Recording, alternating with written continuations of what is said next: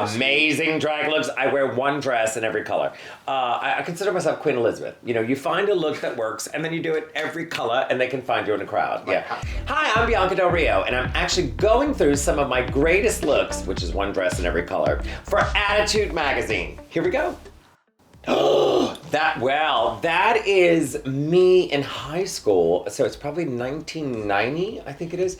And I thought I was a model, you know, as most people did back then. And as you can see, my hair, I was trying to make it look natural, but that was all my hair, which is shocking and scary. But then I thought, let me do a white shirt, because I thought it was like model-like and fancy. But yeah, it's, youth. 1990, I had to be, what was that, 18 then, I think? Scary. Me at prom. Okay, that was my friend. She was a nasty whore, but everybody loved her. Well, obviously. But I made her dress, and we went to prom together. She was the best. She was the best. I loved her dearly. She was a lot of fun. I don't know what's happened to her. I think she's got like 12 kids now, because that's what happens. I only saw her on Facebook, and I went, wow, time has not been fair to her. But she was great then. She was a good time. She was a dancer and lovely. How old were you when you came out? I never came out, shockingly. I never had to sit down and tell anybody I was gay. I was always called early on. So I was probably 20 when I mean, not in high school, but yeah. I mean, they all knew. Oh! Okay, this was what I call the sock dress, which is one of my favorites. And there was a store in New Orleans called Jefferson Variety, and they were selling this elasticized fabric that was, I think, 12 inches wide. So I bought yards and yards of it, and then I stitched it all together. And that was, many people say it's my Fran Drescher moment. It's very nanny, isn't it? It's not my best look, but I thought I was fierce then. And that's a bar in New Orleans that I started in. It was probably 1997, maybe? It was a different time, as I was saying before.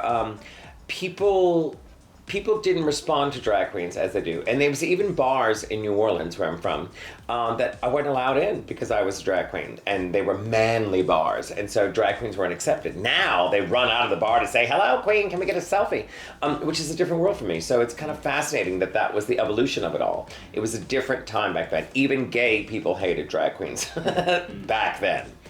Well, okay, here it is, Drag Race, and I've got to be honest with you, that was not what I wanted to wear for the opening, but we were told wear something that could be manipulated, it could get ripped, it could get soiled, it could be problematic, so wear something that you wouldn't regret ruining. And that's why I wore that dress. But what was crazy is that this was a different time. The show wasn't established, so it was like we were allowed 5 bags under 50 pounds that you could travel with.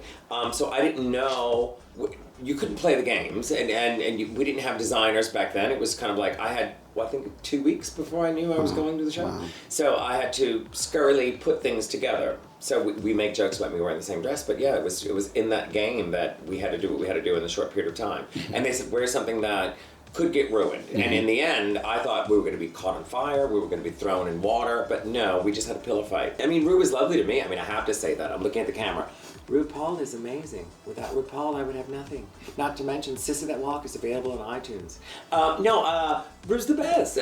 You know, I get it. I grew up with Ru, and you know, come on, she's not doing too bad. She's doing pretty good. Well, this is, we got to the finale, and at that time, I was traveling and doing a lot. Once again, once Drag Race Floodgates opened, I was out on the road, and I didn't know what I was going to wear for the finale, and then I decided to wear black, and a friend of mine in New York, one of the brilliant painters, his name's Jeff Fender, painted this skirt action for me. So it's actually full of flowers and all this stuff, and that was basically my touch of color, but it was out of desperation because I didn't know what I was going to do by the time the show ended. Now it's a different thing. Now everybody plans their outfits. We didn't have time. Mm-hmm. We were working. Mm-hmm. Never did I think it was going to win. I mean, well, also we filmed different endings, so you don't know what's going to happen at all. I didn't believe it until I got the money, which, for the record, letting you know, it's $100,000, but after taxes, it's $48,000, yeah. America, they take taxes. Wow. It's crazy. Half of it, gone. Government. Okay, so I was returning, and I was going to do this whole silver look.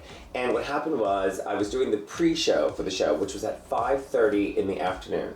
I was doing the pre-show and schmoozing with the audience, and then I was due to return on stage to give up my title much later.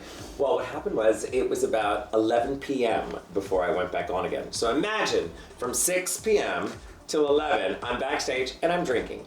I bought glitter to just do a little glitter on my eyes, and then I started drinking. So I added a little more glitter, a little more, a little more, a little more, and my assistant Jamie came back and he goes, "What the f?" I go, "I can't stop now, I can't stop now." So I was covered in glitter. That's how that happened. And it wasn't a conscious choice.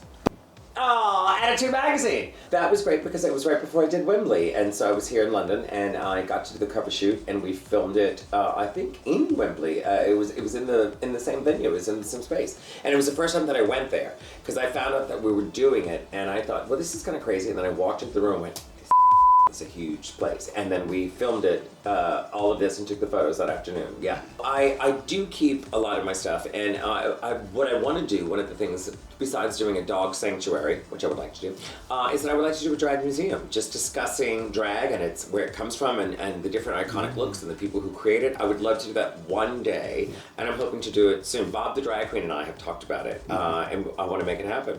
So to actually show what's involved and what it takes to be a drag queen. Oh, Bag of Chips. Well, listen, Bag of Chips is one of my favorite people, not because she's funny or pretty, it's just because she's kind of like a filter. If you stand next to her, you immediately look better. And that's why I keep her around. It's better than having a filter. You just have an ugly friend, and that's what it is. You know, she's younger than me. Can you tell from that photo? What do you think She's of... had a lot of work done, too, which is scary. I mean, she needs to get a refund. What do you think of UK drag? I don't.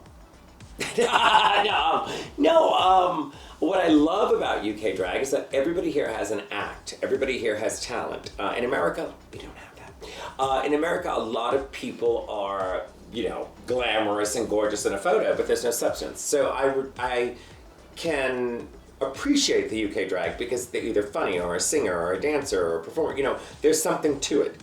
So I've always been fond of all of them. And Baga, honestly, one of my favorite people. Brilliant, funny. I met her early on when I was doing Porn Idol in the first year of doing drag. First year of doing Drag Race. Oh, Jamie! So, how lucky was I?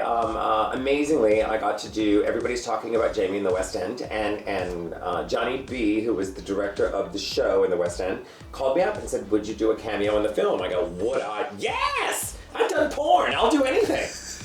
Yeah, so I got a call and they said, "Would you be a part of this?" So I was able to go in and film it right before I was doing a show in Amsterdam. So I got to go in and film it, and it's one of my favorite things, and I got to do it in the West End, I got to do it on tour, and I got to do it in America as well. Lady Gaga, she was drunk that night. She was so drunk, and I loved everything about it. I was hired at XL, which is a bar in New York, and they said that's when she was going through that mermaid phase, and they said she's going to come out there and introduce her new album, and I got to the venue, and they said, "She's not going on," and I was like, "What?"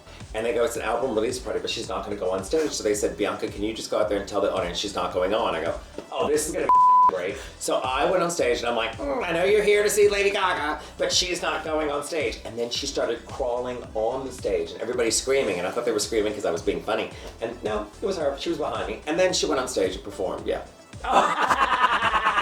That's me. Pennywise, that's it. Do you know how many times I was tagged in a Pennywise photo? How many times? But at least I'm aware that I'm a clown. But I look good there. My hairline's not as receding, but it's definitely a look for me. It's definitely a look. It's almost racist. Look how white I am.